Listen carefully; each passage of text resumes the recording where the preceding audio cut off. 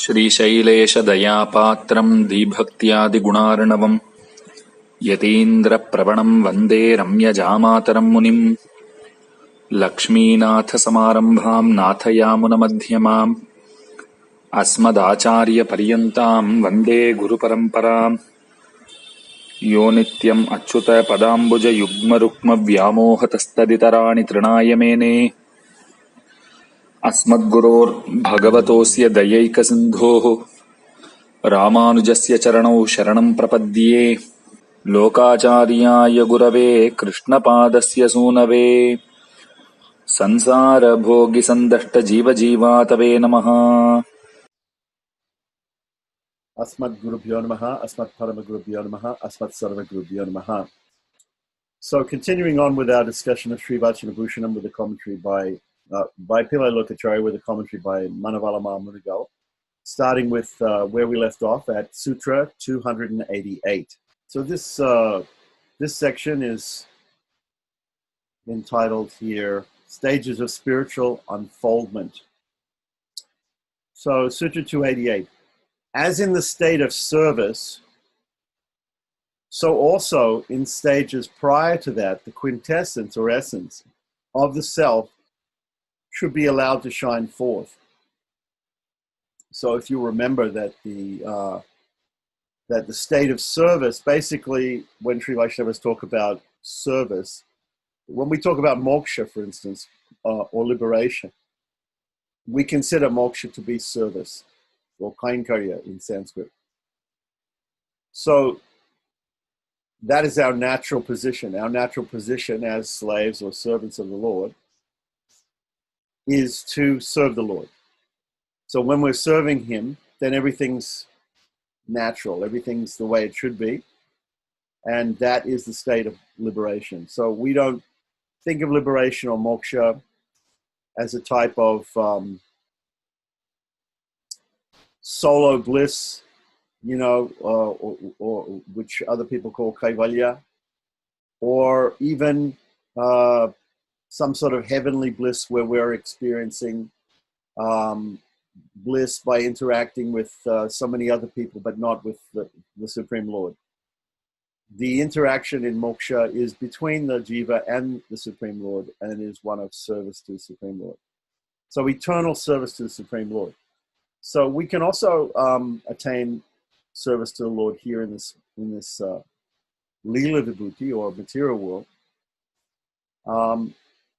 So really the prapana, as long as he's engaged in service, he feels that he's in his natural position. That is moksha for a prapana. That is not moksha for a Sri Vaishnava. So the question is, prior to that state of service. Now it can mean two things here. It can mean prior to attaining, prior to leaving this body, because of course true moksha means leaving this material body behind, so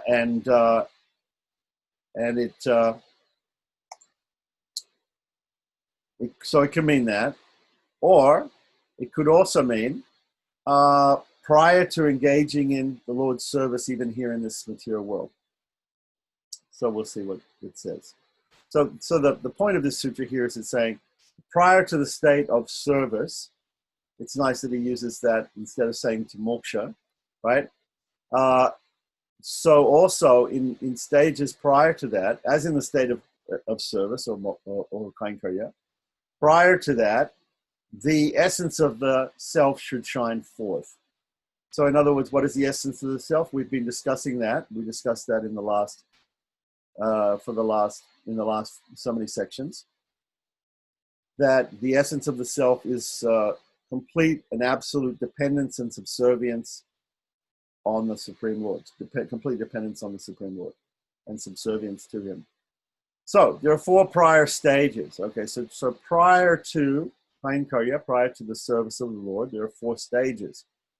This is Sutra 289. Sutra 290 names the stages. These stages are, and it's up in the Manipravali, you can see jnana dasayam. The word, when you see at the end of a Tamil word, it means and. If you just add to a Tamil word, it means and. So So we have Jnana Dasai, Varna Dasai, Prapti Dasai, and Pratyanubhava Dasai. So the Dasai means a stage, right? So the stage of Jnana, Varna, Prapti, and Pratyanubhava. Okay, and these in English are: the first stage is the stage of knowledge, the second stage is the stage of choice, the third stage is the stage of attainment, and the fourth stage is the stage of experiencing the goal. All right. So we probably are familiar with three words: tattva, hita, and purushartha. Tattva means to know things as they are, right? So the stage of knowledge means tattva, to know things as they are. Right now, we're in ignorance. We're in this material world. We're covered by illusion. Krishna says, Mama Maya Duratya in the Bhagavad Gita. He says, my Maya, my illusion that I have covered people in this material world with, is difficult to overcome. Duratya means very difficult to overcome, right? So in Paramapada, in Sri Vaikuntham, in the stage of service, what we're talking about is stages before the stage of service, the state moksha, the stage of service. There is unlimited knowledge. The Jivatman has nothing shielding his knowledge, nothing covering him. There's no illusion in that place. He knows everything. The first thing is the stage of knowledge. One has to come to a realization about what real knowledge is. Real knowledge means to know the reality of one's situation. The reality of one's situation, as we said before, is that one is a completely dependent servant or slave of the Lord. The second stage, so that's tattva.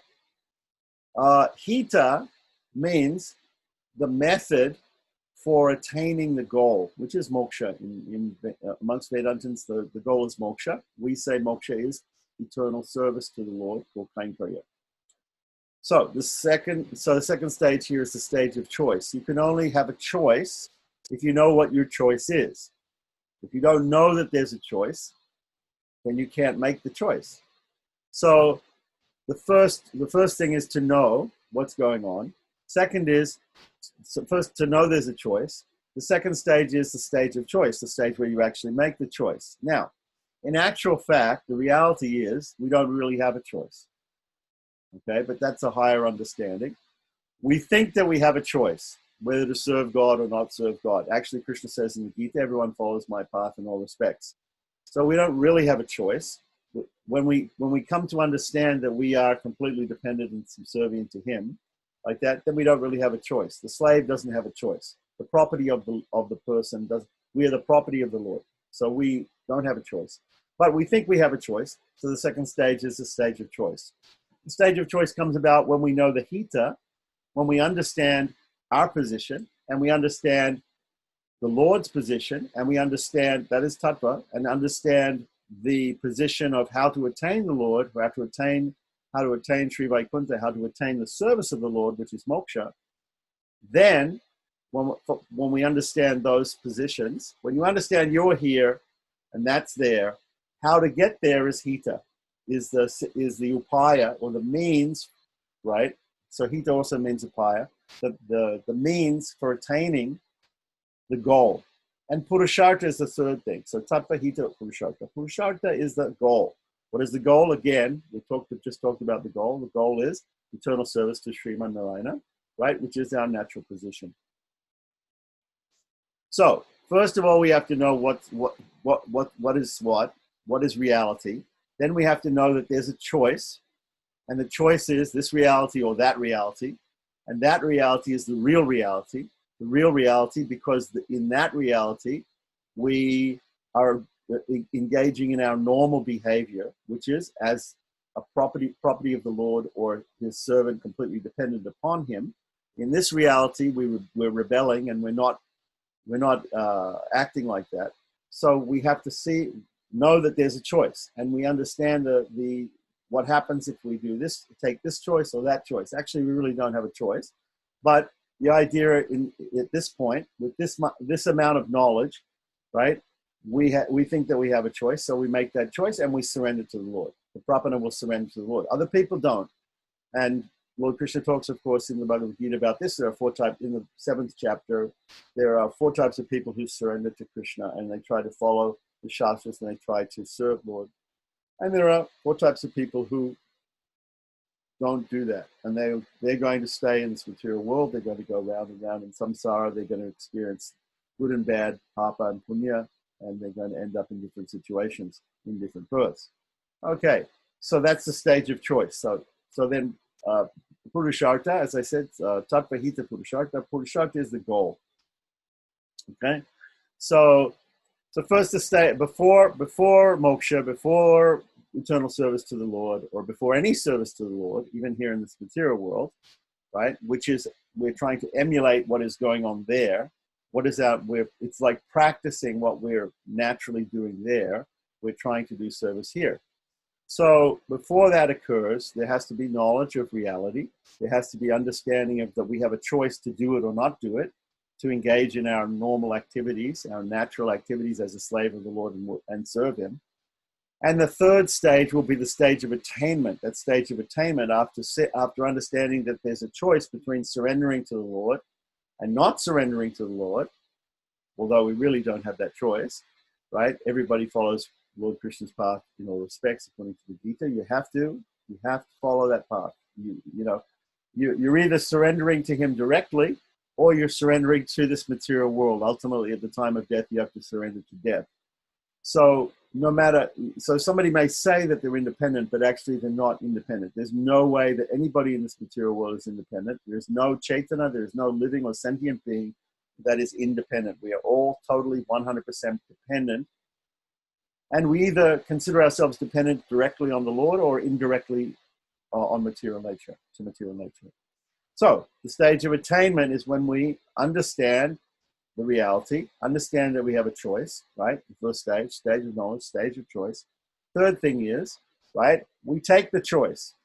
We take the right choice. The right choice is a stage of attainment. The stage of attainment, as Lord Rama says, just simply think of me as that I am yours, that you are mine. He says that you are mine, right? Just if I say, if any Chaitana, if any living being says, I am yours, Tavasmi, I am yours. I belong to you. I am your property. I am your servant. I am your slave. I'm completely dependent upon you.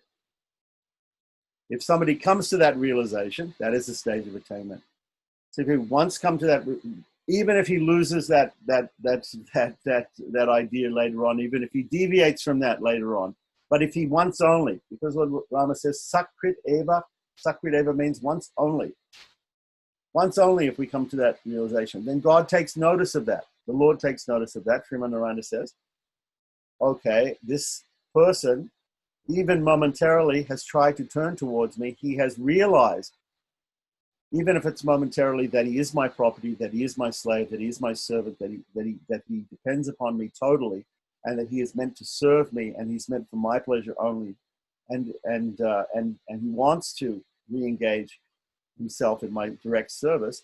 Then the master takes that as an excuse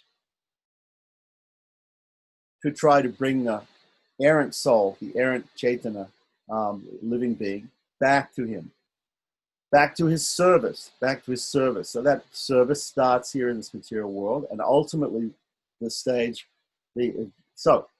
ultimately ends up in Paramapada Sri Vaikuntham, right? Eternal service. Because here, there are so many blocks to our service. We can't do our best service here, right? We can't constantly be praising the Lord. We can't constantly be serving the Lord. We have to sleep. We have to eat. We have to look after our families. We have to fend off the attacks from Adhyatmics, Adhibhautics, Adhidavics. We have problems with the weather, and we have problems from other people. We have problems from our own mind and body even, that we have to fend off. So we have all these problems which are stopping us from worshiping the Lord, serving the Lord 24/7. Right? That's what we'll be doing in Sri Vaikuntha. But right now, because we're in this material body, We have to sleep, we have to eat, we have to do so many things that take us away from 24 times 7, 24 hours times 7 days a week, completely 100% total service to the Lord.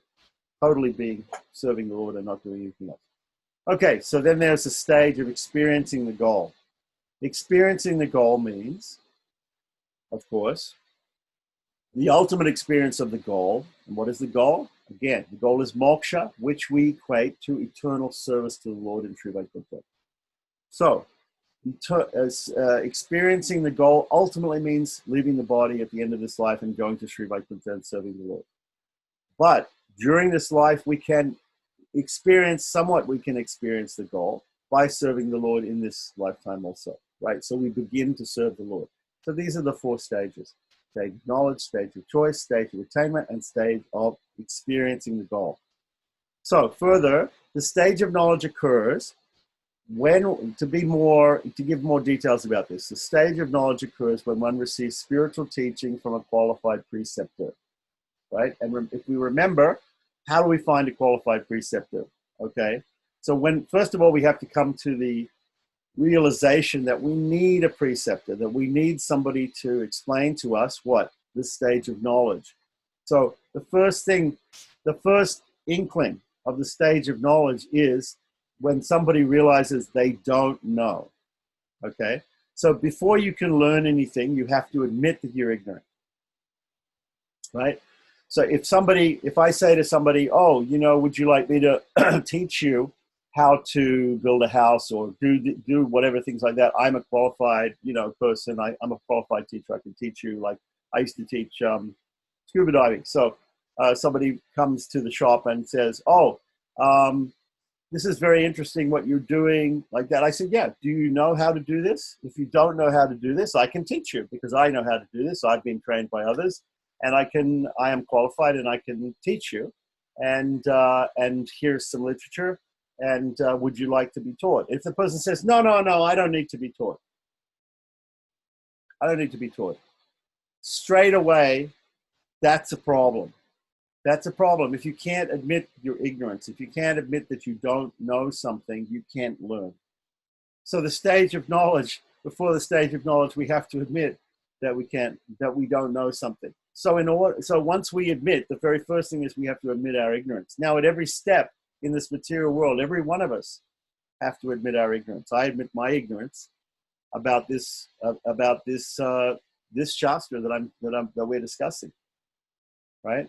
I'm simply trying to discuss the points here, but I admit I don't know fully. I haven't studied this shastra deeply, like that. So I admit that, but people ask me, okay, can we discuss it? Yes, let's discuss it, like that. It's better than nothing, like that. So sometimes something is better than nothing. So sometimes people, they're looking for the perfect guru. They're looking for the perfect guru. They say, no, I won't approach a guru.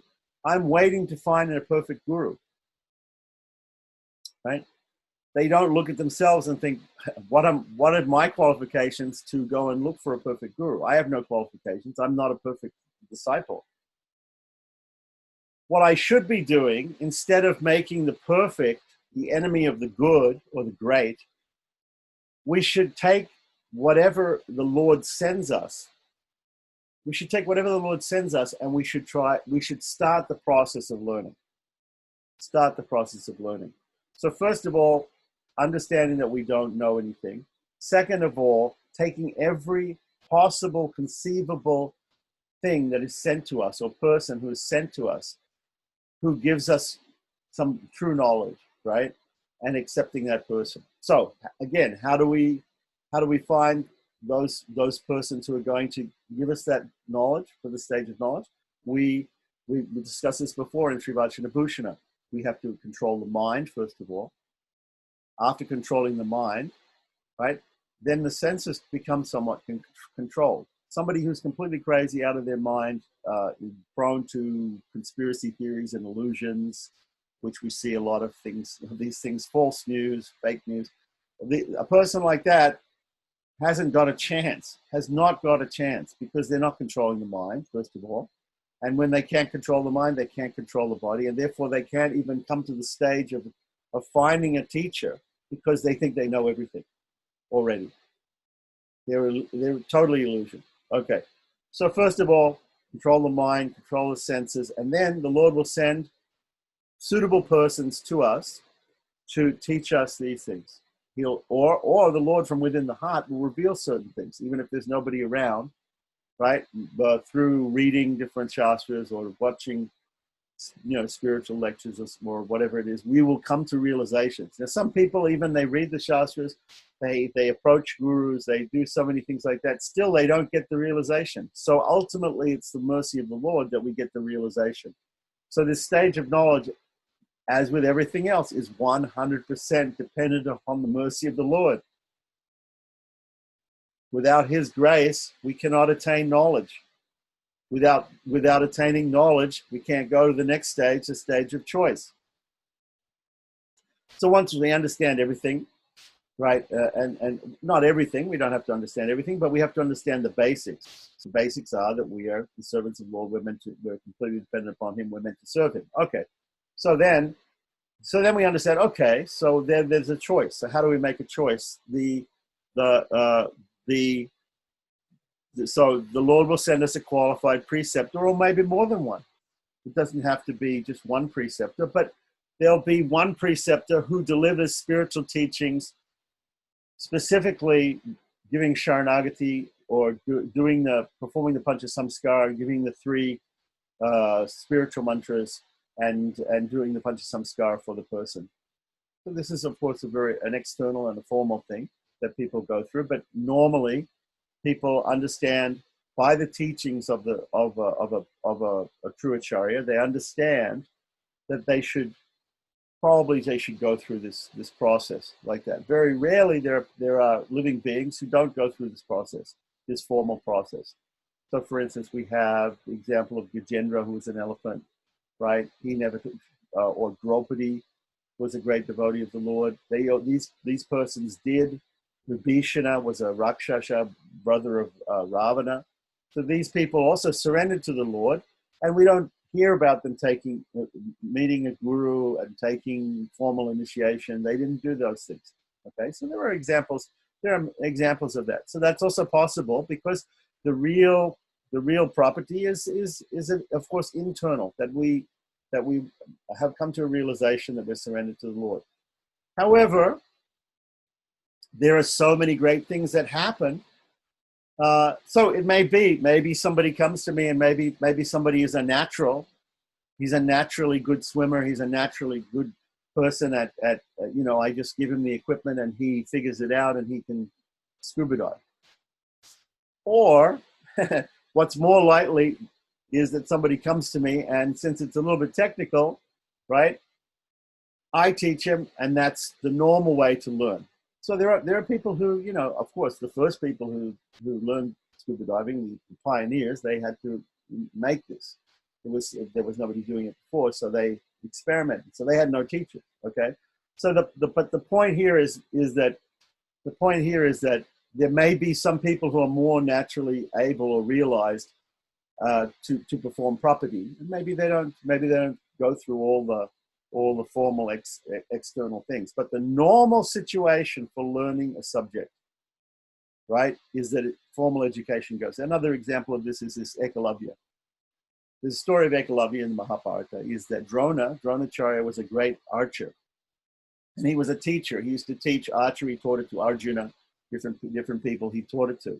There was a boy who was not qualified. He was not a Kshatriya. He wasn't qualified to actually approach Dronacharya and be admitted as a formal student of his, but he used to watch from afar. And even Dronacharya didn't know, but he used to watch. And his name was Ekalavya, right? Actually, the word Ekalavya means one thumb.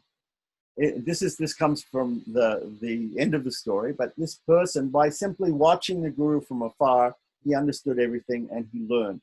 It's a very rare thing. So there are very rare people who can do property without formal initiation, without all the formalities, without going through the motions, right?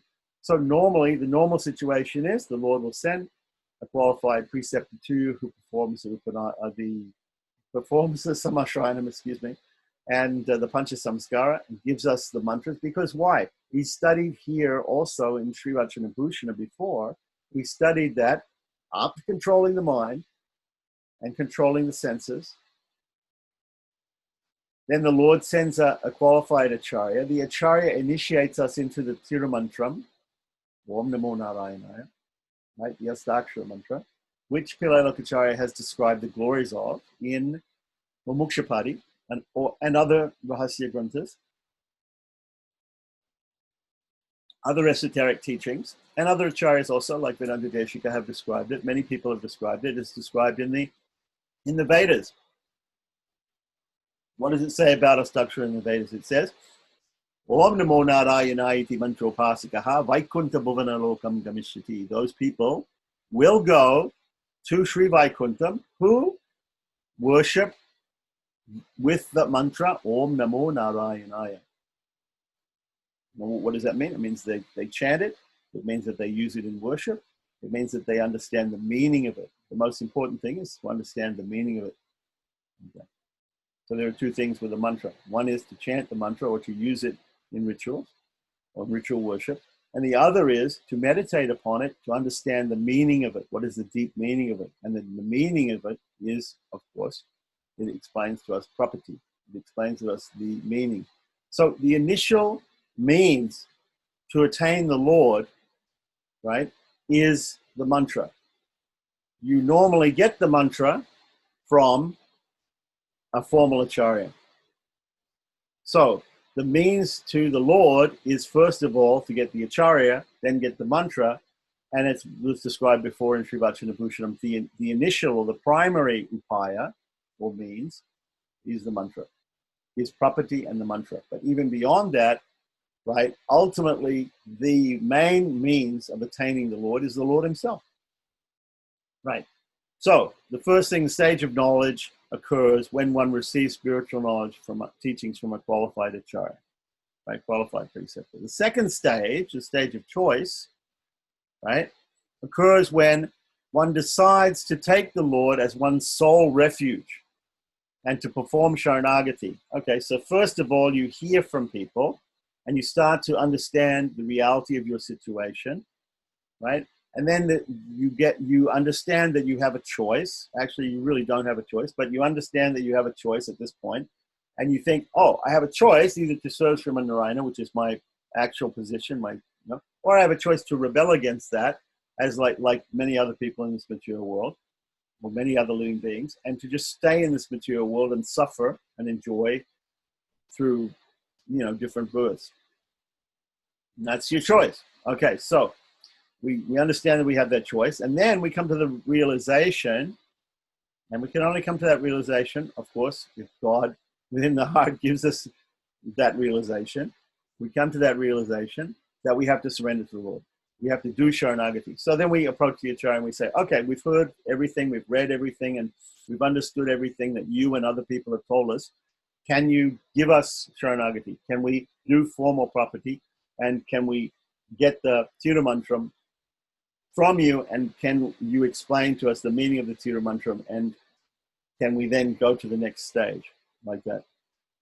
So that's the stage of choice. And the third stage, the stage of attaining, is that of surrendering to the Lord's lotus feet and opening up to his spontaneous grace. That should happen. It can happen at any time, but it should definitely happen on or before the time when one does formal property or formal Sharanagati, Pancha Samskara from the Acharya. Actually, we're already, just when we go and take initiation like that, before we take initiation, we're thinking already that we're surrendered to the Lord, otherwise we wouldn't approach an Acharya and take initiation. So exactly when this occurs, the third stage, the third stage of surrendering. But Lord Rama says, Sakrideva, it has to only happen one time momentarily, that one sincerely opens oneself up to the spontaneous grace of the Lord through the agency of the mediator, which is Mahalakshmi, but her representative, the Acharya. Okay, so then the fourth stage is the stage of experiencing Kainkarya. So as soon as you approach the Acharya, in the Vedas it says when you approach the Guru then tells you, bring firewood, right? Because the guru is doing some fire ceremony or something like that. So he says, bring firewood. And he sends the disciples out to collect firewood and bring them, because he needs firewood for doing his homas, his yajnas, like that. So just like that, the Acharya is going to engage you in the service of the Lord. He's going to engage you. He's going to tell you so many things, how to engage in the service of the Lord. Or he's just going to, he's not necessarily going to force you to do different activities, right? Or different forms of service like that. But he's going to open you up to the possibilities of, there are so many things that you can do for the Lord. There are so many services that you can perform. And probably even before initiation, or even before having so many gurus or one guru or whatever like that, one starts to perform some service to the Lord, because one comes to that realization that one should perform the service. And the service can be as simple as simply thinking of the reality of one's situation, meditating that I am a servant of the Lord. That's service to the Lord. Or it can be very external, like making flower garlands, or attending festivals, temple festivals, whatever it is, doing different menial services for the guru or for the other devotees, or for the temple, cleaning the temple, sweeping the temple. These are all things, and this is the beginning of service, and ultimately we're preparing ourselves for the ultimate service, the 24/7 service of Sri Vaikuntha. So we're going to continue on. I think that's quite a lot on those 4 stages. These stages prior to engaging in service fully to the Lord. So, Sutra 291. In the stage of knowledge, okay, so he's going to go into more detail about these particular stages. In the stage of knowledge, one is mindful of ignorance, right? In the stage of choice, one is mindful of imperfection. In the stage of attainment, one is mindful of eager expectancy, right? Some people are too eager, right? In the stage of experiencing the goal, one is mindful of insatiable longing. So in the first stage, in order to learn anything from a teacher, one must first acknowledge one's ignorance, is what I said before, and should strive as hard as possible to gain as much knowledge as one can about tattva, hita, and purushartha. There they are. I laid that out before, but we already spoke about that, what they mean. Truth, the way or the means, and the goal. Actually, we can relate this also back to another book by Acharya, which is Artha Panchakam. So there are actually 5 things. There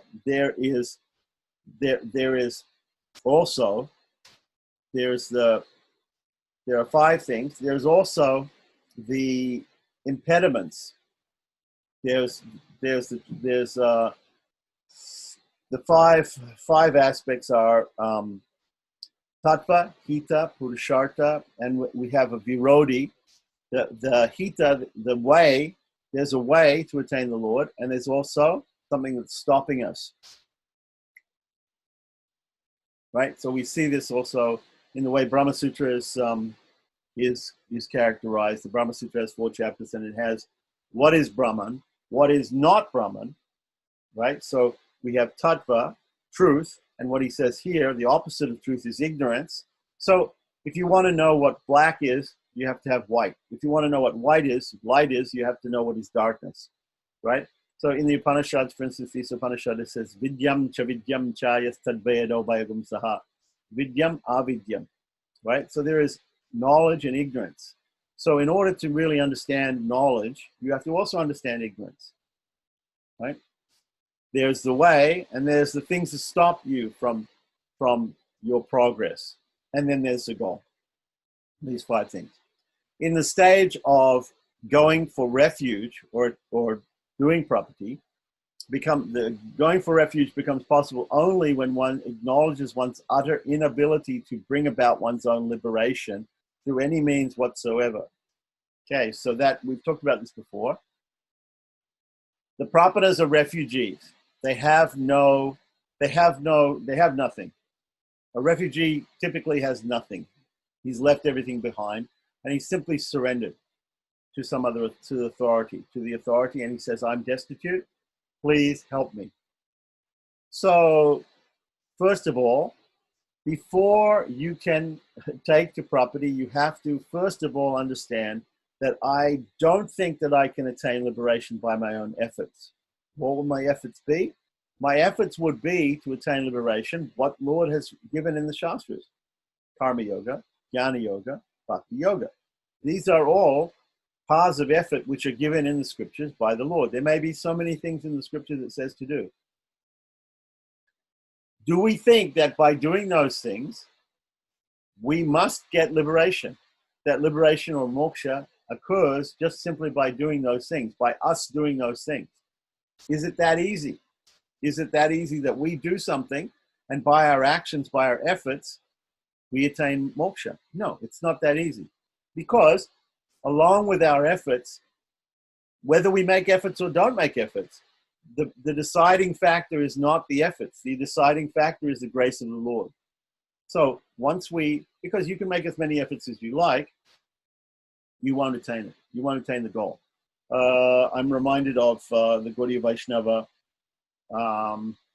saying. There's a saying from Chaitanya Charitamrita, Bahu Janma means many lives. Bahu Janma Kariyari Shravana Kirtana Tabhutana Paya Krishna Pari Premadana. So just from my Gaudiya background, that says that you can chant the holy name, which is their system of sadhana, for many millions of births, but you will not attain Krishna Prema. You will not attain love of Krishna. You will not attain moksha. You will not attain the goal.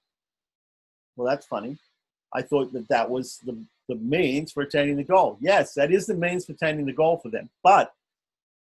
And this is one part of bhakti yoga. But without the grace of the Lord, right? Without the grace of the Lord, that's not going to be effective. So we can try as hard as we like. We can do whatever we want, but but we are unable by our own efforts to bring about our liberation, to bring about the goal. The Lord is the means, and He is the goal, like that. So to reach the Lord, we have to adopt the Lord as the means, not us as the means. We're not the means. Okay, so one has to first of all come to that realization that I am not the means of my own salvation. Just once again, I want to bring in that example of the drowning man. There's a person in the water, he's drowning. He is not the means of saving himself. He cannot save himself. Someone else from outside has to come and save himself. He has to give up trying to save himself for the person to come and rescue him. Because as long as he's flailing around in the water, the rescuer is standing back. Maybe he'll save himself. If I approach him, maybe he'll hit me.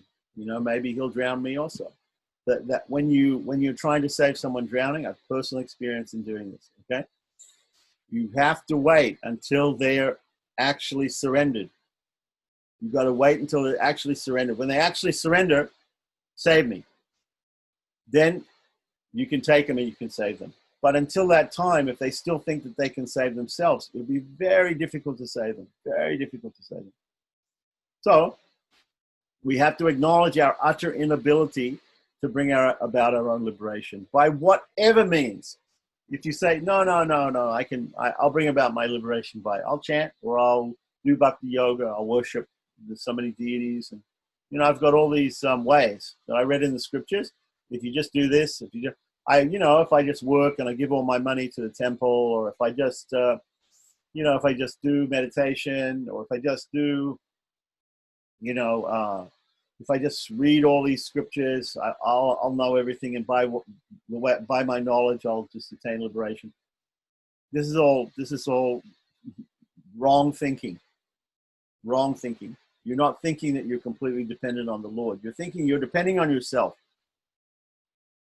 So give up depending on yourself for it and start depending on the Lord. That's the first step.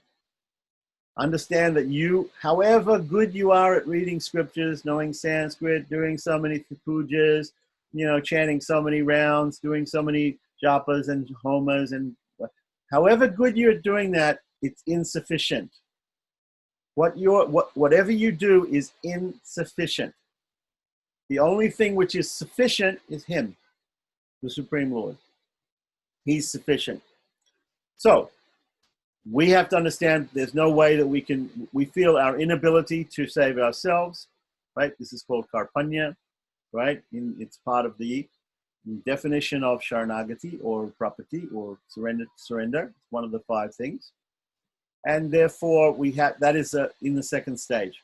One is mindful that one is completely destitute of any merit or ability to overcome the burden of karma accumulated over thousands of births. What does Lord Krishna say in Bhagavad Gita 1866, the Charma Sloka, his last and final ultimate order? He says, Sarva Dharman Parityajya, abandon all varieties of self-effort, all dharmas, all these things that you're doing to save yourself. Abandon them.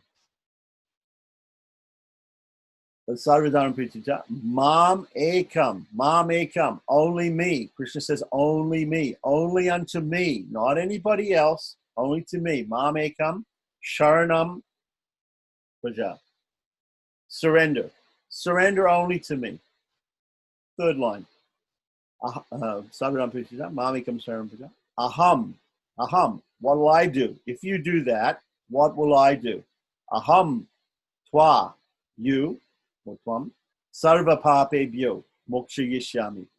Moksha yishyami means I will liberate you from sarva papebhyo, all of your sins and the reactions to those sins, past, present, and future. All means past, present, and future. All sins will be wiped out and all of their reactions will be wiped out by me. I'll deliver you from those, right? Moksha yishyami. And last and not least, he says, Ma suchaha, don't worry. Do not grieve. Don't even think for a second that I won't do this. Don't doubt it. 100%, have 100%, have 100% faith that I will do this. If you do that, I will do this. Right? Property, take the property, surrender to the Lord, like that. Now, what does Lord Rama say? Lord Rama says, yes, if you say that you are mine, if you say I am yours, Lord, if you say you are mine, I will save you, but you only have to do it once only, momentarily. So whereas, if we read the Gita and we see, oh, well, Krishna is saying that I have to surrender 100%, I have to be 100% surrendered, so problem, I can't be 100% surrendered. Like today I feel 100% surrendered, but tomorrow, I have these problems in my mind and with other people. I don't feel so surrendered, or I get tempted by something, or I doubt, I have doubt, like that. Lord Rama says it doesn't matter. That doesn't matter. Once only. Think like that, 100%. And that is why that is the process of property. And the formal Panchasamskara, the formal Samashrayanam or Sharanagati of property that is done in Sri Vaishnava Sampradaya for most people, right? That is a time when we can focus. We can try to focus on that ideal situation where we actually, 100% admit that we are unable to save ourselves, like that. Of course, we can. As soon as we understand, as soon as we hear this from the Acharya or read this in the Shastras, we can immediately think like that. And we don't have to do it more than momentarily, according to Lord Rama, and we'll be saved. He'll save us. We don't also have to do it at the time of death. No. People say, no, the scriptures say, yam yam vapi smaran bhavan, whatever you think of at the time of death, that you will attain. So, if that person, he was thinking of something else, even though he surrendered to the Lord, but at the time of death, he remembered something else. He was thinking of something else, and therefore he did not attain. The Lord didn't save him. No. Lord Varadaraja in Kanchipuram gave this answer to to Ramanuja. Ramanuja asked this question: Lord, what happens if I don't think of you at that moment of death, that last moment of death, which is called Antima Smriti. Antima means at the end. Deathbed remembrance. Deathbed remembrance is important according to Bhagavad Gita. You should remember Krishna at the time of death. You know, there's going to be chanting, and even if you can't chant, other people are going to be chanting. You're going to be in a holy place. You're going to have pictures of or forms of God all around you. You know, let's make it absolutely perfect for you, because without those things, people say without that, maybe you don't forget. Maybe you forget Krishna. Maybe you forget God, and maybe you don't make it. Maybe you have to then, as it says in Bhagavad Gita, take birth again in an aristocratic or yogic family and continue on until you become perfect. No, you are not perfect. You are not perfect. That you have to accept. You are not perfect. If you were perfect, it'd be easy. You could do it yourself, but you're not perfect. So you have to accept that. That is knowledge. And you therefore have to rely totally on the person who is saving you from drowning, which is the Supreme Lord, through the agency of the Guru, through the agency of Mahalakshmi. These people are all working. They're all working to save the soul. They want to save the soul. You have to give them only an instantaneous, once only. You know, the man who is drowning, he just has to say one time, help. That's all he has to say. He doesn't have to continue thrashing around like that. He'll be saved. Like that. He'll be saved. Of course, if he never even asks for help, if he doesn't think he needs saving, he'll drown. So, first of all, knowledge. We have to know our position. We have to know that we are drowning. We have to know that we need to be saved. But then we have to trust. We have to have complete. What does it say in the verse also about Sharanagati? Mahavishwas. Mahavishwas is another part of property. We have to have ultimate, complete faith that the Lord will save us. If the person drowning has faith that the lifeguard will save him, then he just goes limp. He gives up because he cannot save himself. He knows it. So therefore, he's asked for help. The help is on the way, and he just lets the lifeguard save him like that. He doesn't fight the Lord. And this is doing all these other things, all these other upayas of self-effort. They're like fighting the Lord. They're against our original nature. Our original nature is to be completely dependent upon the Lord, completely subservient to him, like that. No, we feel that we can do jnana yoga, karma yoga, bhakti yoga. We can do all these efforts and we can attain moksha. And like that. That's fighting. That's fighting against the real nature of the soul. That's not the real nature. So, continuing on, right? One has to be mindful.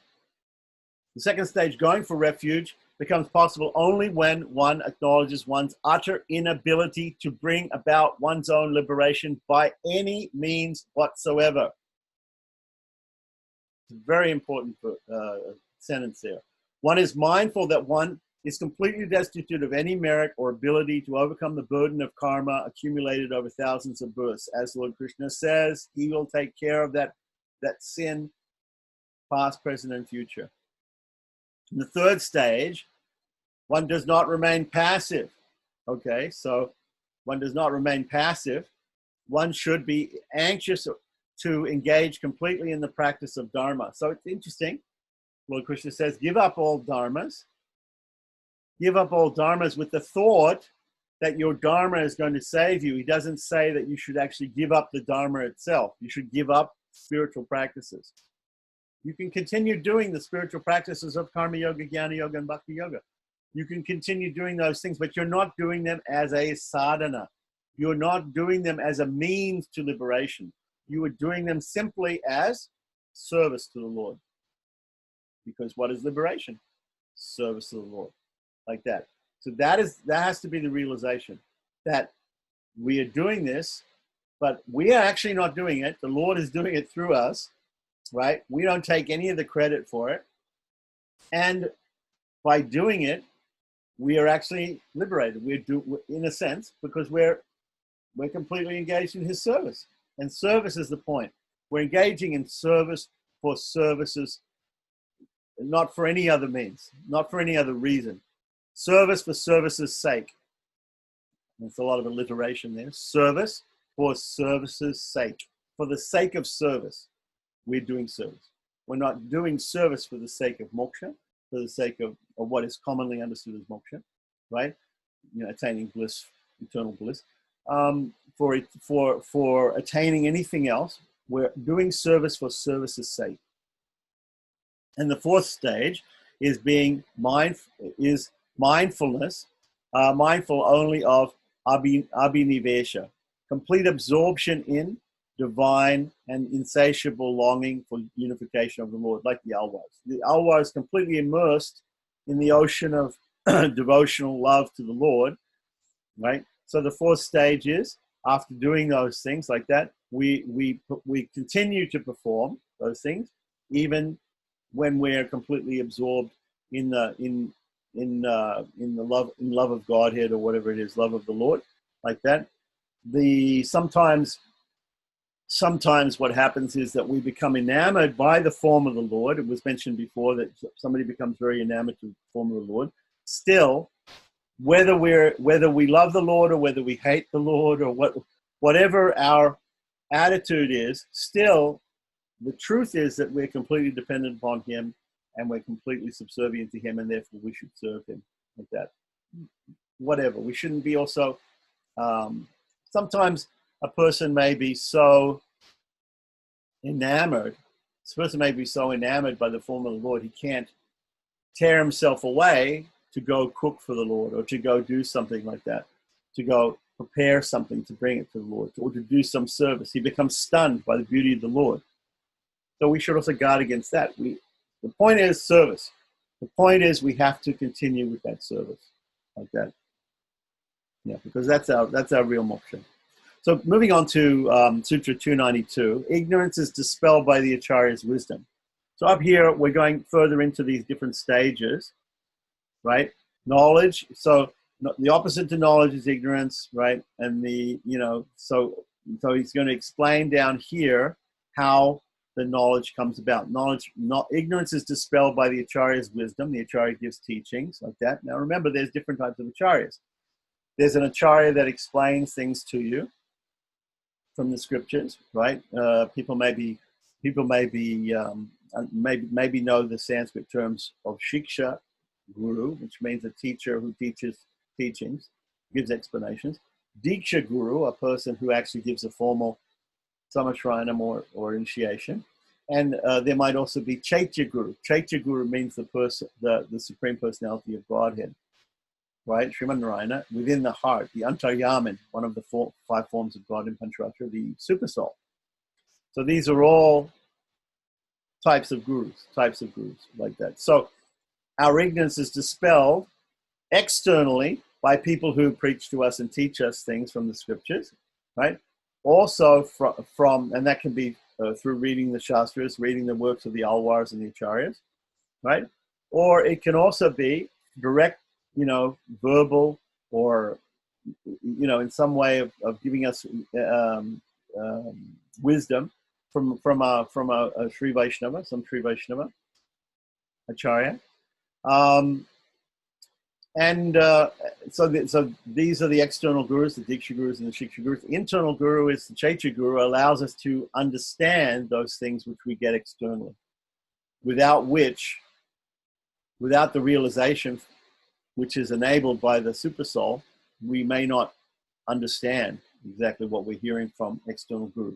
So ignorance is dispelled by the Acharya's wisdom. Imperfection, right, is resolved by the perfection of the Lord, right? What we're talking about up here, that in the stage of choice, one is mindful of imperfection, right? What do we mean by imperfection in choice? The scriptures give us many choices. The scriptures, Lord Krishna gives many choices in Bhagavad Gita. He says, perform Kama Yoga. He says, perform Jnana Yoga. He says, perform Bhakti Yoga. These are all choices. But we should understand these choices are imperfect choices, right? Just like, they might have 4 choices. We have Kama Yoga, Jnana Yoga, Bhakti Yoga, and Prapati. They're all mentioned in the scriptures. Which one should we choose? After analyzing them with the wisdom given to us by the external gurus and realized through the internal guru, we understand property to be the one and only choice. Just like sometimes they'll have a show and there'll be 4 doors or there'll be 4 choices and you don't know what's behind the doors. If you have ignorance and you don't know, you pick the wrong choice. If they open the doors and you see what's behind the doors, then you have knowledge, then you can choose the right thing. You can choose the correct prize or the correct route to the prize, whatever it is. Right? That is why the external and the internal acharyas are needed to help us to gain enough wisdom to make the right choice. Because other paths are imperfect.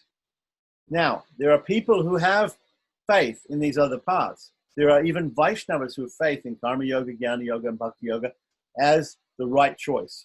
And if it's the right choice for them, if they have faith in that, through their acharyas, through their sampradaya, let them do that. Because they haven't come to the realization of the actual fact that we are the property and the completely destitute, completely dependent servants or slaves of the Lord. They haven't understood that nothing moves without Him. He is the mover inside. They still think that they have a choice and they have an ability to do something and an ability in some way, maybe not completely, but in some way, even if they believe in cooperative grace, that, yeah, I do my bit and God does His bit. Even if they believe in cooperative grace, they think in some way they can save themselves. We don't think that. We don't agree with that. We understand that we have no way of saving ourselves. We're completely destitute, and therefore we choose property every time. They go, okay, I'll choose Karma Yoga, I'll choose Jnana Yoga, or even greater, they choose Bhakti Yoga, right? They maybe even choose Bhakti Yoga. And if they choose that path, it's a scriptural path. It's spoken of by acharyas in different sampradayas, different lineages. And it's absolutely fine if they want to follow that path. If they have absolute faith in that path, go do that, like that. And we should not criticize people for doing that. At the same time, when they come up short, when they realize they can't do perfect Karma Yoga, when they realize they can't do perfect Jnana Yoga, when they realize they can't do perfect Bhakti Yoga, when they realize that their efforts are going to fall short of the goal, they cannot remember God at the time of death. They cannot even live their life without thinking momentarily here or there. Even their concentration on God is so much. Is it 100% 24/7? If it is, fine. Let them do that. But if it is anything but complete, absolute absorption in God, like the pouring of oil from one pot to another, Ramanuja says that meditation on God has to be continuous, like a flow of oil from one pot to another. When you pour oil from one pot to another, it doesn't seem to be moving. It's a continuous, unbroken stream. If you are able to do that, all glories to you. Please do that. Go ahead, do your Karma Yoga, Jnana Yoga, Bhakti Yoga, do that, and you will attain. You will attain the goal. But, and the Lord says that, He presents these as paths. But the real true nature of the soul is the soul can't do that. The soul actually can't do anything without the Lord. The Lord is doing everything. He's allowing us to do everything through His grace. Right? So these people don't realize that. They don't actually ultimately realize that. They think they can save themselves in some way by their own efforts. Right? So the prapanas, we always choose, the refugees, we always choose property. And other bhaktas and jnanis and karmis, proper karmis, good karmis, people who want to do their work and give all the fruits to the Lord. They feel that that's their way of, that's their means, right? Pilalokacharya, he says, no, this is not a real means. This is an impediment. It's imperfect. Imperfection is resolved by the perfection of the Lord. The Lord Himself is the only upaya. He is the perfect upaya. He is the perfect means. We are not perfect means. Whatever we do is not perfect. We cannot be perfect, especially here in this material world. Why? Because we're covered with ignorance. We're in illusion. We've got so many misconceptions like that. Even if we come to a little bit of a realization, again, it's gone the next minute, right? So we have to rely on him. He's perfect. So many times we hear stories of the guru has to be perfect. The disciple has to be perfect. If you read in the scriptures, there's all these lists of great qualities that a guru has to have, the great qualities that a disciple has to have. And if the guru doesn't have all those qualities, if the disciple doesn't have all those qualities, it doesn't work. Doesn't work. Guru's got to be perfect, many people say, right? They also should be saying the disciple has to be perfect too. The disciple also has to be perfect. Both of them have to be perfect. They have to perfectly teach and perfectly learn and perfectly follow. But they can't because we're imperfect, because this material world is imperfect. The world is perfect. God made the world perfect. It's a perfect place to show us that we're imperfect. So he's trying to show us that we're imperfect, that we can't perfectly do it. We can't save ourselves. He's trying to show us that. How does he show us that? By giving us these imperfect methods. The imperfect methods are Karma Yoga, Jnana Yoga, and Bhakti Yoga. He throws them out there, puts them in the scriptures and says, there, go ahead, do this, do this, do this. If you read the 12th chapter of Bhagavad Gita about Bhakti Yoga, it says, do this. And then the next sloka or the next verse, it says, if you can't do this, do that. If you can't do that, do that. It's full of admission. It's full of admission that you can't do things perfectly. So when you come to the 18th chapter and you come to his statement of give up all that stuff that I told you before, give up trying to be perfect yourself and try to doing Karma Yoga, Jnana Yoga, Bhakti Yoga perfectly, and just surrender to me. Just surrender to me. And Lord Rama says that has to be only momentary. Just do it. Or just come to that realization. It's not something that you can even do. You have to come to that realization. You can only come to that realization. God gives you that realization. So we cannot teach other people who don't have that realization. We can, what do they say? You can take a horse to water, but you can't make it drink, right? So you can tell people about property, about the system of property. You can tell them that, this is ultimately what you have to do. But if they don't accept it, it means they haven't realized it. They have to go. So there's different types of learning. If I tell somebody something and teach them something by telling them, and they accept it and they follow it, then they'll do it right. If I try to teach them and they say, well, I sort of doubt exactly what you said, and I'm going to try something else, and then they try to do something else, then they have a problem, right? I'm thinking of when I was teaching scuba diving. So if I tell them a technique and I show them a technique and then they, oh, okay, but I think maybe I could do it a little different way, and they try to do it the wrong way, then they have the problem. So we have had millions and millions of births. Maybe we've done Karma Yoga, Jnana Yoga, Bhakti Yoga before and been unsuccessful because we thought that these things we would be able to do them perfectly and then we would save ourselves, right? So ultimately we have to come to that conclusion that these imperfections, these imperfect ways, what does it say here? Imperfection is resolved by the perfection of the Lord. The Lord is the only upaya which is perfect, right? Karma Yoga, Jnana Yoga, Bhakti Yoga, these are not perfect because why? Because we have to perform them. Property is perfect because it's not something we're performing, it's something God is doing.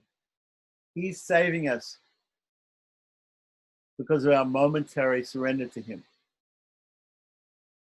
Okay, so then restlessness is still by the Lord's grace. So then after we do property, or after we think, yes, okay, I understand, I'm completely dependent upon the Lord, right?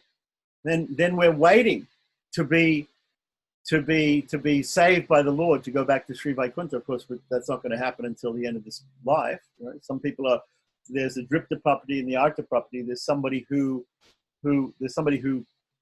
normally he can wait till the end of life to go to Vaikuntha. Another person feels so much attachment to the Lord that he immediately wants to die after surrendering to the Lord and go to Vaikuntha. So restlessness is still by the Lord's grace. So the grace of the Lord So we surrender. So there's a time when we surrender. There's going to be some time, even if it's just a momentary time. There's a time of surrender like that. The time right after that realization comes to us, then we're like, oh. Then we feel restlessness. Then we remember the Lord's grace. Then we remember that He is now going to fulfill His part of the bargain. He's going to save us, right? That is insatiable longing. So the grace of the Lord, and it also says here, insatiable longing is extinguished by experience of the divine. So the experience of the divine in the form of the Lord in the temple, or even in our own homes, puja rooms and things like that, or enjoying chanting the Lord's names, or hearing about His divine pastimes. These are the things which calm us down, because we realize that we're in so much trouble in this material world. We've surrendered, and now we're awaiting the grace of the Lord. But we have full faith, Mahavishwas, that He'll save us, right? So still we're a little bit restless, and ultimately we become we're insatiable in the sense that we want to go to Vaikuntha, we want to engage in the Lord's service ultimately, but it just hasn't occurred yet, right?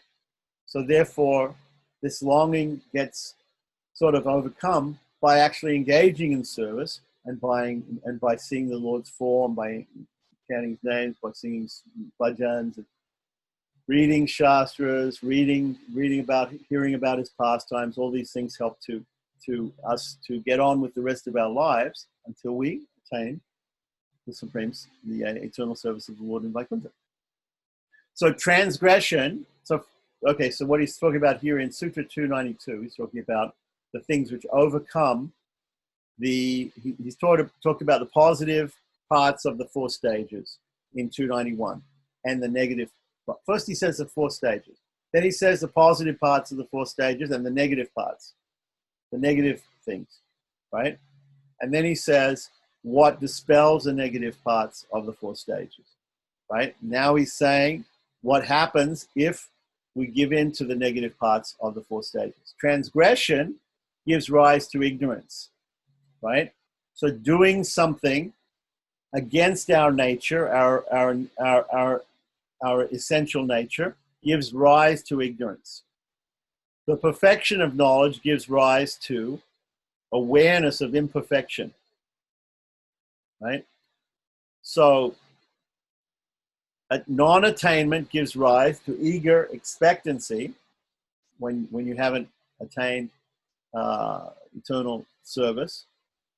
The rapturous beauty of the Lord gives rise to insatiable longing.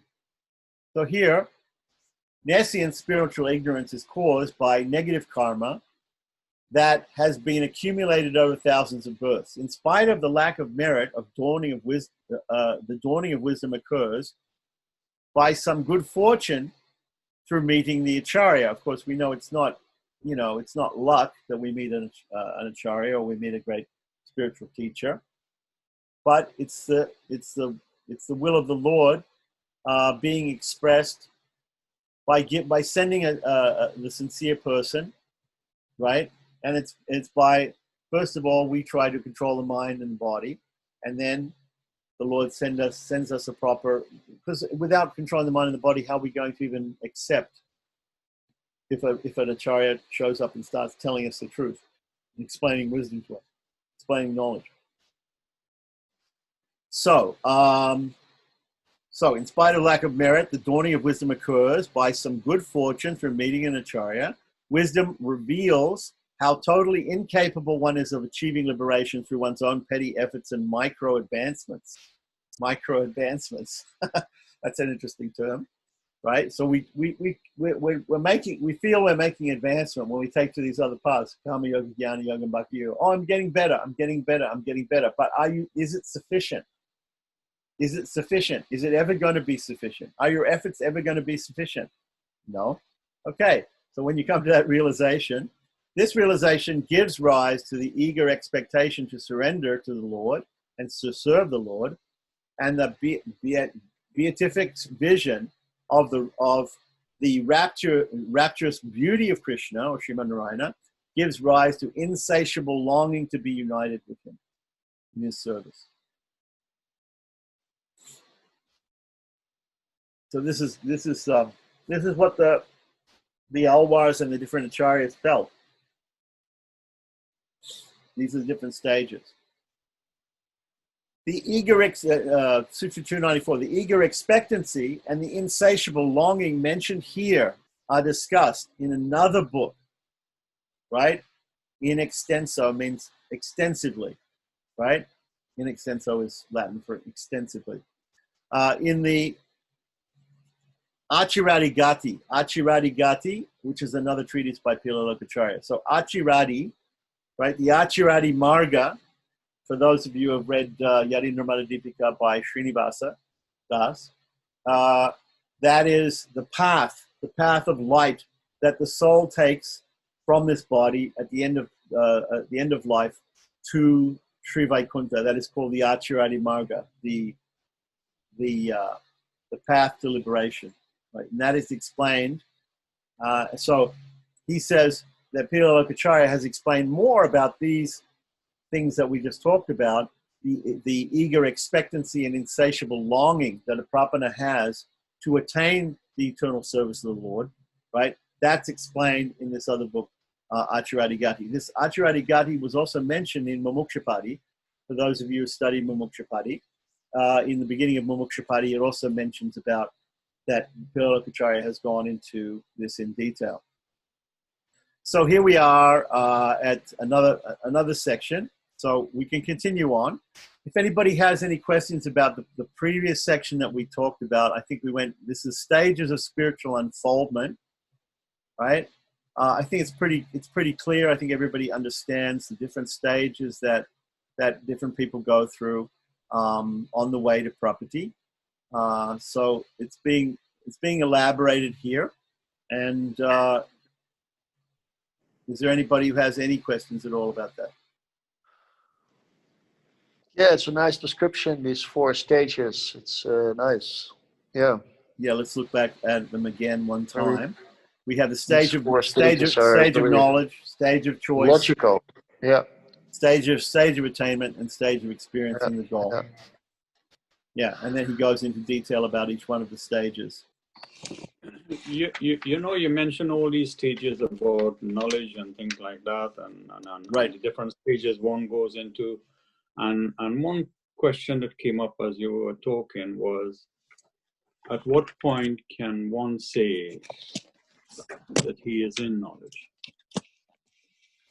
Well, that's the point is, of course, moksha. Once we leave this body and we go to Sri Vaikuntha, then there's no Maya. But as long as we're here in this material world, there's going to be we're in this material body. The material body is created out of our past karmas. So we've been going through different births and deaths, and we've accumulated different karmas.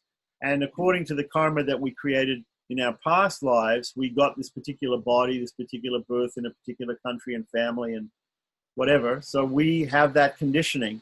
That is Maya. That the body itself is conditioning us. Our mind being brought up in a particular society. Everybody around us is telling us certain things. From the time of your birth, everybody around you is telling you certain things, and so you grow up believing them, and you also have these ideas within your own mind because of your own mind and body that you think like a man, you think like a woman, you think like an Indian, you think like an American, you think like an Australian, you think like a black person or a white person, or you think all these designations.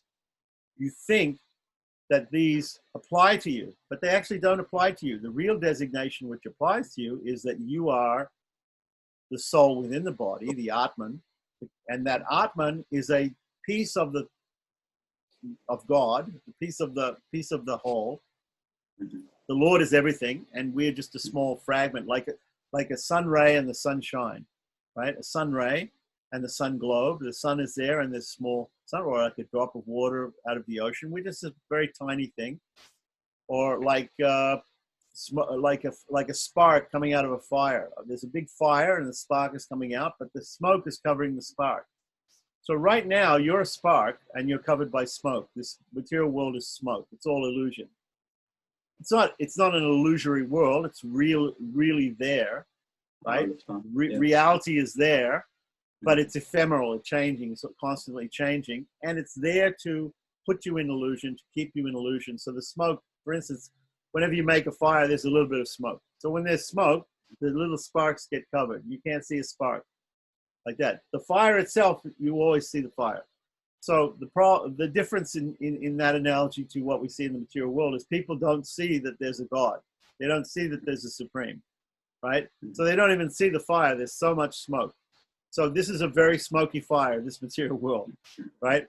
So we want to try and cut through the smoke, get rid of the smoke, blow all the smoke away. We see the fire. Once we see the fire, we'll also see the spark. Where the spark, just it's an analogy also like in the nighttime, you can't see anything. When there's no lights on. You know, if you're away from the city, you're out in the country, there's no lights. It's dark. You know, maybe the moon, it's Amavasya, there's no moon. You know, you can't see anything. You can't see your hand in front of your face sometimes, right? You can't see your eyelid. Your eyelid's the closest thing to your eye. How can you can't even see that. So we can't, our material senses are very limited. So we're looking and we can't see anything. We can't see our hand in front of our face. But when the sun comes up, sun is like Krishna, right? In Gaudiya Vaishnavism, they also have this other saying, Krishna Surya Samamaya Hayandikara Yahan Krishna Tahan, whatever it is. When Krishna is like the sun, when the sun comes up, you see the sun. First thing when the sun comes up is you see the sun. At dawn, you couldn't see your hand in front of your face. Now you see the sun. After the sun comes up, the sun shines its rays on you also, and you can see yourself. So when you come to realize what the Supreme is, you will also understand what the soul is. But the nature of the soul is like the spark to the fire. The spark can be covered by the smoke. The fire can never be fully covered. The sun cannot be covered. We think the sun is covered when we see the clouds. We say, "Oh, it's a dark day. It's an overcast day," because I'm sure in England you have that. Here in Hawaii we have less of that. But in England you see it's an overcast day, right? The sun is behind the clouds. The sun is covered. You say, the sun isn't covered. Krishna isn't covered. The Lord Sriman Narayana is not covered. The Supreme Lord he's uncovered.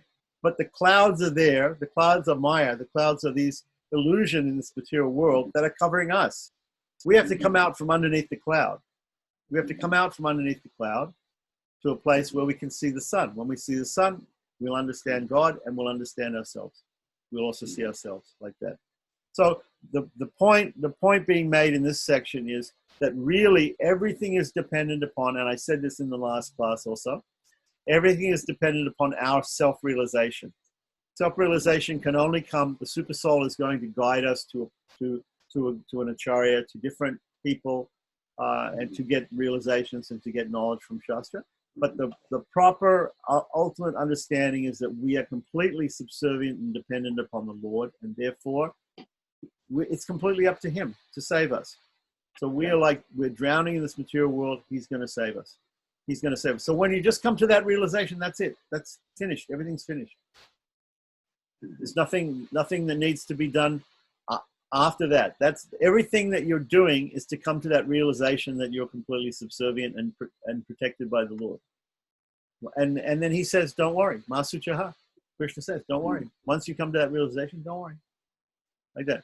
So you don't have to worry. So people are constantly saying, oh, no, even after you understand that, still you got to do this and you got to do that and you got to do the other. And without that, you're not going to be saved and blah, blah, blah. But God is, when you come to that realization that you belong to Him and that you're completely dependent upon Him, He will save you. And you have to have faith in that. And all these other scriptures and things in the scripture are to bring you to that point and to bring you to that point of faith. Bring you to that point of faith. Once you have that faith, no problem. Thank you very much, Mark. Yeah. Well, What other burning question you have? We have a whole list there. No, go ahead. You have a question? Burn away. Well, you have answered the question in the questions that I had in the discourse that you have given, and on the way to it, you mentioned so many instructions that has dissipated or give the answers really to these questions.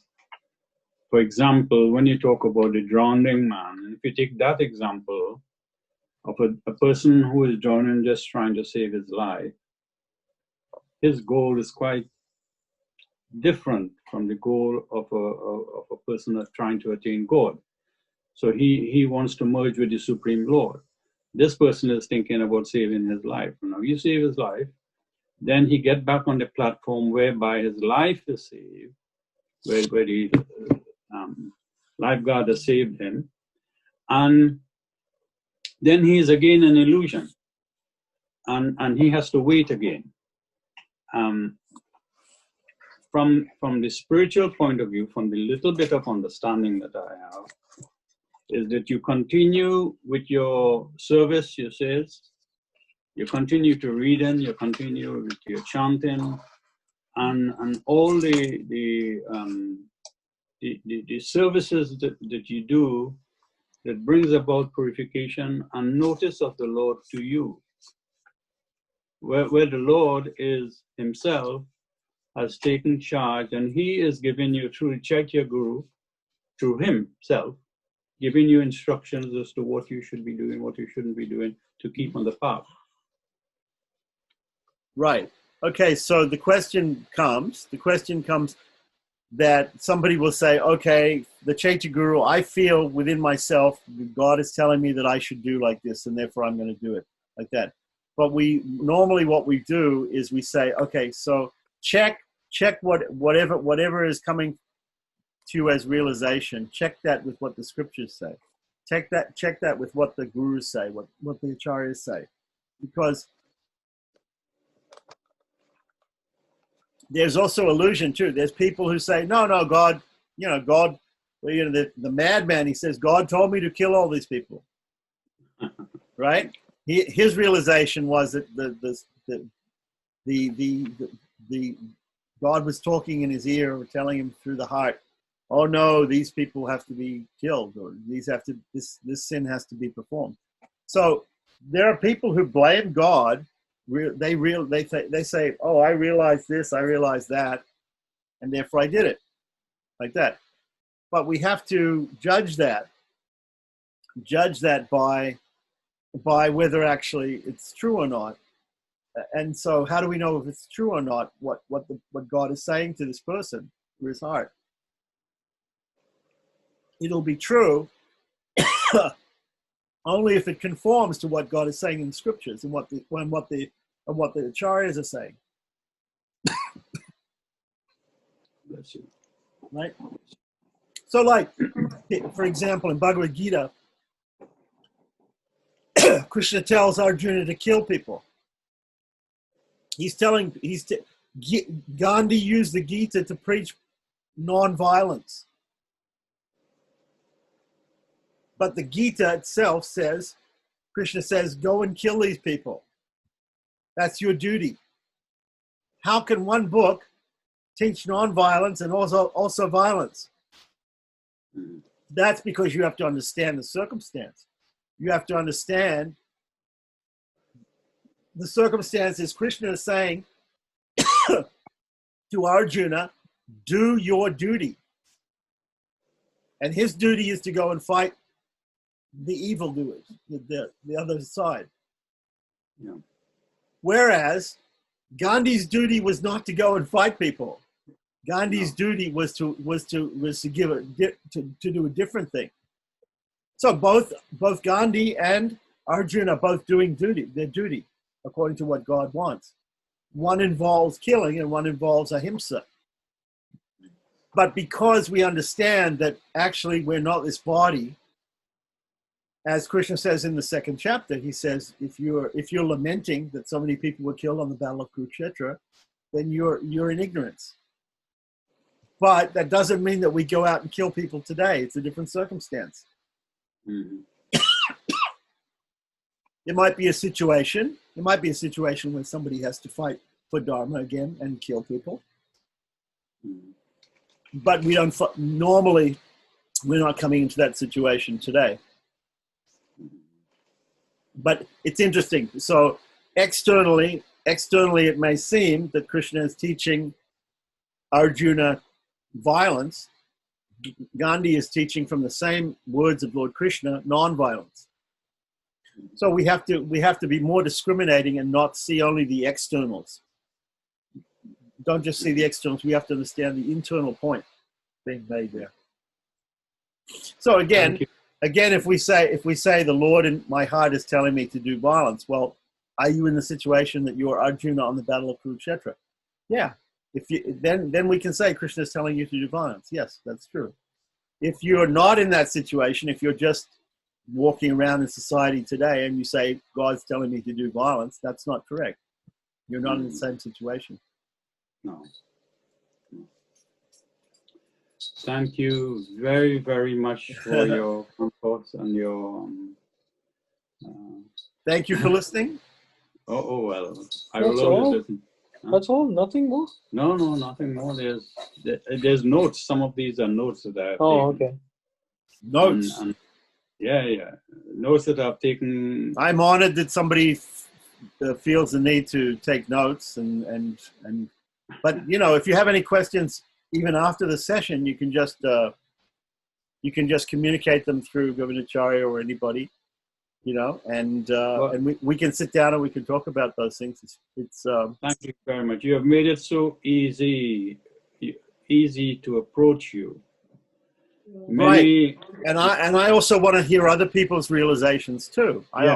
I want to hear other people, because when I read, I have certain thoughts about what's being written here, and knowing the lineage and knowing the acharyas and knowing the system, a little bit that I do, I have my realizations, but I want to hear what other people's realizations are too, because very good. Each of us keep the Lord within our heart, and the Lord is giving us all realizations about these teachings. Well, please help me in your prayers to retain the little that I am exposing, that I've been exposed to, and let me stay there and escalate if I can. Thank you very much. Okay, so next week we'll continue on from page the four attributes of the Prapana, Sutra 295, and we'll continue on from there next week. Okay. I have a question. You have a What question? about he was speaking about my father-in-law. He was asking a question the other day about prayers and offering prayers, etc. Yeah. And I remember reading one time Rami wrote this thing, and he quoted from the Upanishads that the gods don't actually pick up any weapons and fight any battles for anyone, so that they don't really answer prayers. So and he gave the example of when the Muslims invaded Srirangam and they killed 12,000 Sri Vaishnavas, Ranganatha, he just lay there. He didn't do anything. So what do you think? Does the Lord actually answer prayers, or it's just like we do prayers just for our own, feeling better, or feeling that someone. Yeah, there's also a very famous case in World War II. There was a rabbi in World War II, and he saw people. He prayed to God, save these people, and the people were taken off and killed, like that. And then he said, "No, I can't believe in God because I prayed." But do you think that God is your servant? God is your servant. Exactly. He's not a order carrier. God is your servant that you pray. See, this is what I said in the last class. I said, why do we pray? Why do we pray for things? Okay. Like when I go to my boss and I ask him for a raise, I feel I'm working hard. I feel my boss should give me a raise. So I go to the boss and I say, you should give me a raise. Please give me a raise, like that. He is able to give me the raise. God is able to save us. So if we go to God and we say, God, you can save us. Why don't you save us? Please save us. Or save me from this or that or the other. Make my son make my son do well in his exams so he can become a doctor, or whatever it is we're praying for, you know. We can pray for something. Even we can pray for the service of the Lord. We can pray for whatever. We can pray to get out of material life. Whatever we pray for, we're saying to God, we feel entitled. We feel entitled that you bless us. We're not entitled to be blessed.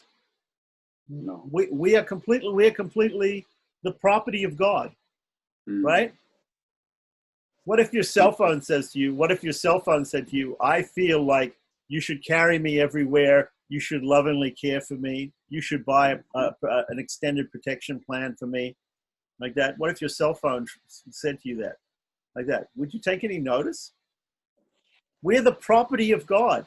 He can do with it. He can, as Chaitanya Mahaprabhu says in Shikshastakam, he can crush us by his embrace if he wants. You go in and you shake somebody's hand or you embrace somebody. Oh, I love, you know, I love my friend, you know, I'm going to give him a big hug. And you give him a big hug and he starts crushing your bones because he's so strong, like that. That's what Chaitanya Mahaprabhu is saying about Krishna.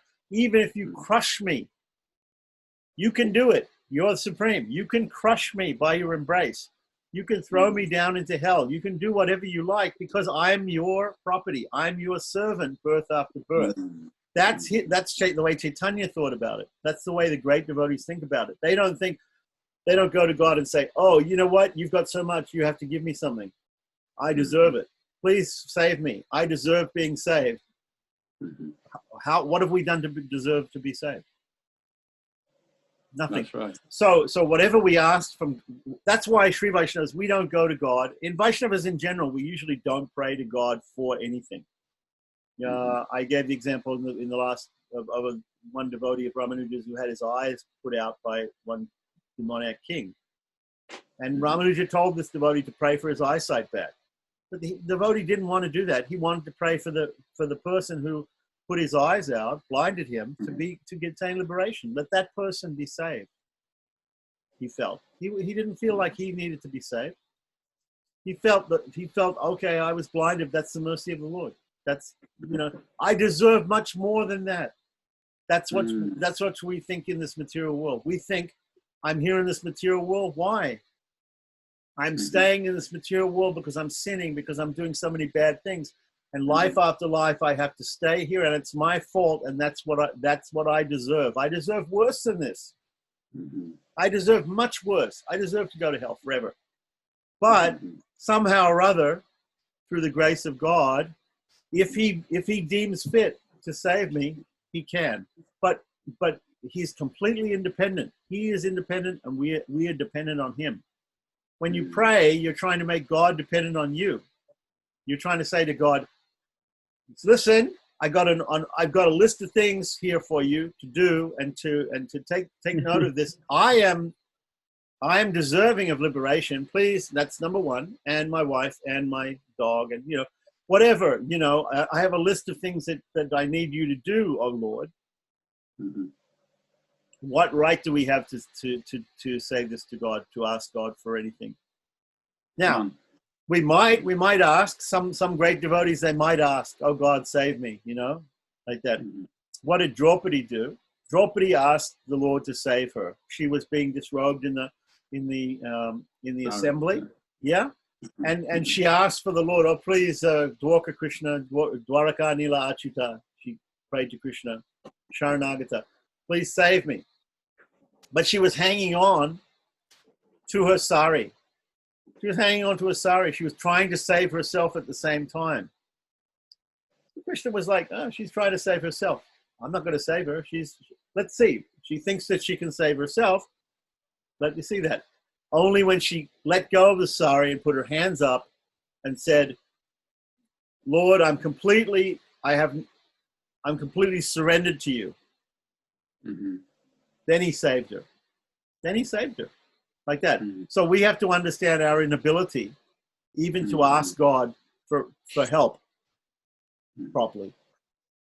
And he will save us. He'll save us, but we have to give up thinking that we can save ourselves. That's the main point of property. Just like the Damodar Leela, which the Vishwanath Chakravarti Thakur, he would say the two inches or two lengths of rope is one is effort and then the other is grace. But from the Sri Vaishnava point of view, is that it's only grace. That is what I like concept or a Gaudiya concept of cooperative grace. You do your part, God does his part. But actually, the point the Tengalais are trying to make is this: that okay, there's two inches too short the rope to tie Krishna. The 1 inch, Vishwanath Chakravarti says, is the efforts of the devotee. The other inch is the mercy of the Lord. But without the mercy of the Lord, that 1 inch is insufficient. That 1 inch is insufficient. So you can say whatever you like that we should perform all these dharmas and things like that. But what does Krishna say? Krishna says, abandon all varieties of religion. He says, sarva dharman parityaja. Give up. Tyaja means to reject. The word tyaja in Sanskrit means to reject. Parityaja means reject them wholesale. Wholesale rejection of all these dharmas. Not in and of themselves, but the mentality that by doing these things you will attain liberation. That's all. That's all. Just you don't have to give up chanting, dancing, reading shastras, doing all these things. You don't have to give up all of these Shravanam, Kirtanam, Vishnu Smaranam, Navada Bhakti. You don't have to give that up, but you just have to give up the mentality that you are saving yourself. You are not saving yourself. Even that 1 inch of the devotee's effort is not sufficient to tie Krishna. You need 2 inches. So the Tengalais emphasize that 1 inch is not sufficient. Now, if we look at it from the other side, right? If they say, well, no, both things have to be there. Really? Really? If the Lord's grace is there, do we need the efforts of the devotee? No. No. If the Lord wants to save you, you're saved. So that 1 inch of the Lord's grace is sufficient. Is sufficient. In fact, she kept adding rope. Yasoda kept adding rope, right? All the rope that she added was insufficient. When the Lord gave his grace, he allowed the rope, no matter how short it was, to be tied. That's the Tengalai's point. The Wadagalai's point is, oh no, she added some and he added some and therefore she tied it. No. She added and added and added and added and added. It was insufficient. And only when she let go. He allowed it. He allowed her to be tied. That was sufficient. Even it was too short, he allowed it to be tied. And that's because she got frustrated and she gave up. She got frustrated and that's what you have to do. You have to become frustrated and give up. And that's what Arjuna did at the end in the 18th chapter. He became frustrated and gave up. You know, Krishna, I'm in this battlefield. Imagine you're in the battlefield. You're about to have a war, right? And you say, I'm not sure about this, right? And the other person next to you says, no, come on. You have to do this like that. It's almost the time for the war. Let's start the war like that. And Krishna starts to say, you're a fool. You're thinking that the body is the soul and blah, blah, blah. You're lamenting and like that. Okay, what about karma yoga, jnana yoga, bhakti yoga? Whoa, Arjuna's like, he became even more frustrated. At the end, he said, look, you've told me all this stuff. I don't know what to do. I still don't know what to do. After 699 verses, I've got no idea what to do. Okay, Krishna says, relax. Just abandon all these, just forget about all the things I told you before and just surrender to me. I'm telling you to fight. Just surrender to me and I will save you. Don't worry about the sins. Don't grieve. That's what he says in the end because Arjuna is still frustrated, right? Or otherwise we can do like Maharishi Mahesh Yogi and we can translate Bhagavad Gita only up to the end of the 6th chapter, which says, Yogi Nama Sarvesham, the best person is the yogi, right? Oh yeah, therefore yoga is the best. So let's do mystic yoga. Let's do TM yoga or whatever it is. And that's the end. No, that's not the end of Bhagavad Gita. The end of Bhagavad Gita is after explaining all these things, Arjuna is still frustrated. He's still in anxiety. And Krishna says, fear not, just surrender. He says, fear not, just surrender. And that's the point. So we're in anxiety because we don't just accept that point.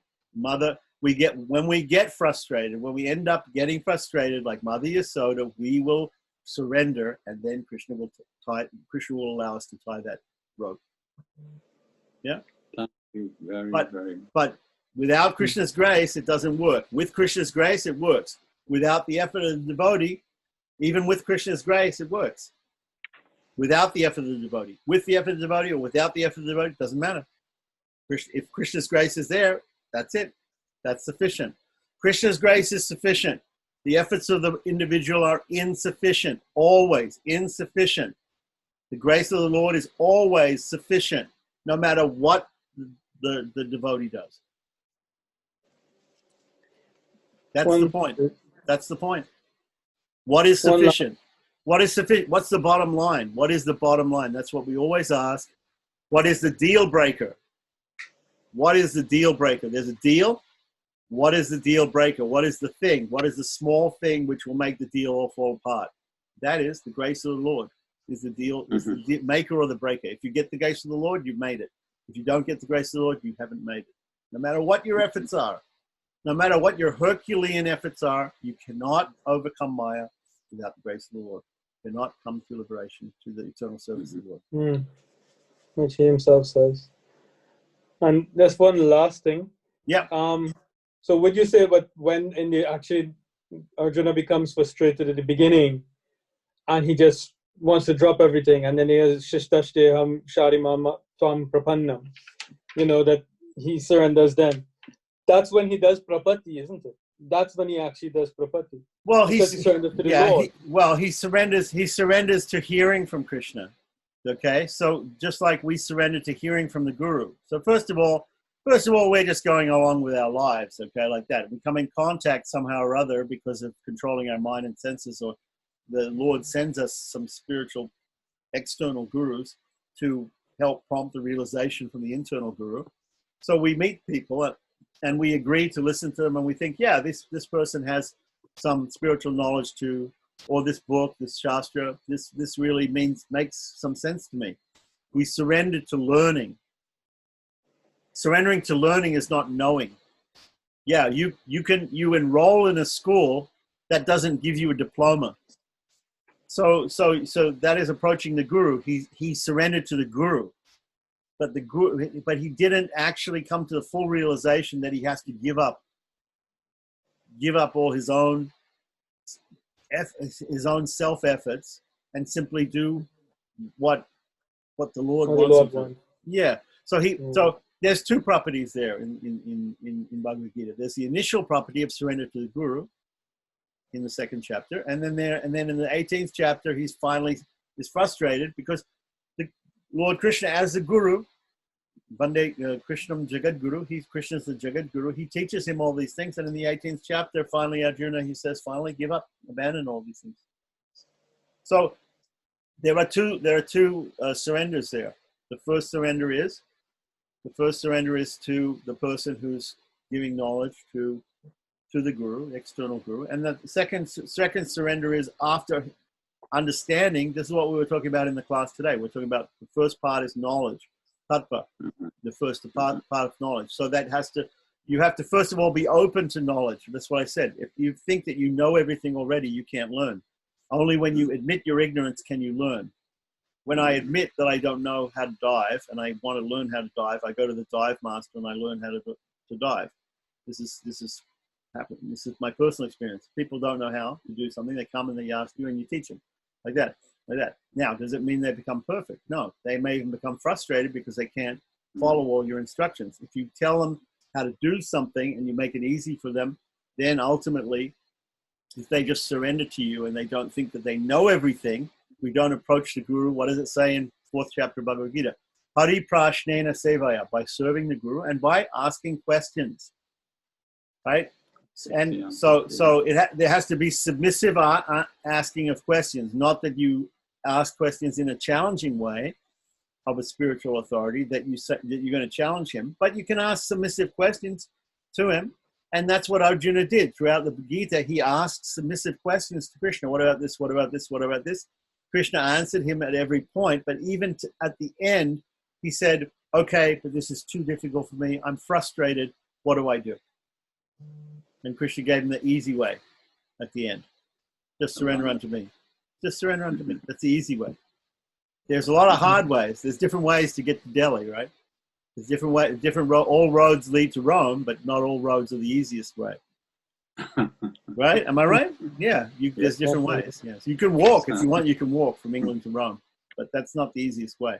So there's lots of ways in the scriptures, and people take to the way that they feel that they're qualified for.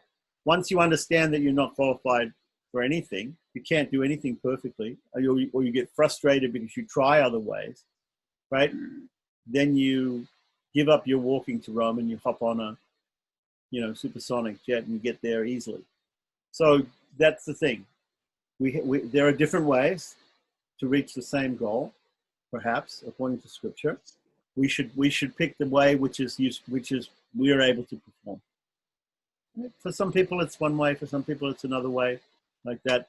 But for those people who realize that they're actually, when they're frustrated and they realize they can't do it on their own, property is the way. And that's the realization you have to come to take to property. For other people, there's other things. If they don't come to that realization, there are plenty of other paths in the scripture. There's guys today up in the Himalayas who are sitting and doing yogic meditation. That's their way. They're trying to do that. It's there in the scriptures. It's not wrong. There's other people trying to do it in other ways. Let them try to do it. But ultimately, if you become frustrated, property is an easy way. It's the easiest way. It's the quickest way. If you look at it objectively, look at it objectively. I'm not saying, I'm not saying don't go and do those other ways. Why? Because they're in the scriptures. Krishna teaches them. So definitely you can go do them. So you can definitely go do them if you feel that that's the way. If you don't, but once you come to a certain realization, or you become frustrated with the other ways, you will come to property because it's easier. It's easier, quicker, and there's no qualification. Why? Because it's the Lord himself who is the person who does it. Everything else depends upon our doing things. Karma yoga depends on us working. Jnana yoga depends on us studying. Bhakti yoga depends upon us doing devotional acts. Shravanam, Kirtanam, Vishwasmaram, Padaseva. You have to do all those things. Have you got time to do all those things? Have you got time to do all those things? Have you got time to chant 100,000 names of God every day or 300,000 names of God every day? Have you got time? Even if you had the will to do it, do you have time to do it? Do you have the, yeah, maybe some people might have the time to do it. Sure. Go ahead, do it then. Don't just say I'm doing karma yoga, but I'm unemployed. Don't just say I'm doing jnana yoga, but I don't read books, right? Don't just say I'm doing bhakti yoga, but I want to get through my rounds as quickly as possible, and I don't really care about the quality of the japa that I'm doing. Don't say that you're doing all those things perfectly when we know very well that you're not doing those things perfectly. Who in this material world are doing all those things perfectly? So either you can try very hard to make those things perfect, or you can accept that they're never going to be absolutely perfect and just surrender to God, in which case it doesn't matter so much. In which case it doesn't matter how many books you read, how much work you do, and how much money you give, and how much devotion you have or don't have. That doesn't matter, because it's all placed. The burden is placed upon the Lord to save you, and not on you to save you, to try to save yourself. So place the burden on the Lord. Why? Because it's actually the Lord's burden. It's not your burden. It isn't your burden. You don't have any way of controlling this. You're not in control. You're a slave. You're a slave of God. Therefore, you're not in control of anything. He's the master. You're the servant. When you realize that, you will take the property. If you actually realize that. Right? Thank you so much. Thank you. Okay. Thank you so much. Nice of you, Narayana. Okay.